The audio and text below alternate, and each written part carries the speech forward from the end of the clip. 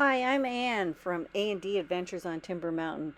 Please like, share, and subscribe to our channel. It will help us out tremendously.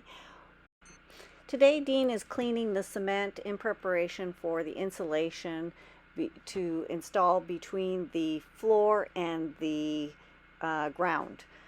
He is grinding away all the excess nubs and edges. As you can see, he's pointing at the edge being grinded.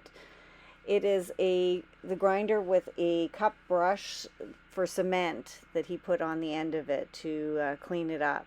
So he's taking away all the nubs on the side to prepare for gluing with the PL glue, the insulation that we used, the same insulation that we put underneath the foundation is being put on the sides.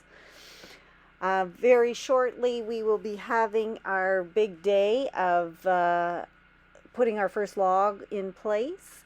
We are very excited. October 15th is our big celebration. We have some guests coming in, and as you can see here, there is the insulation with the dirt, the sand, and thank you for watching.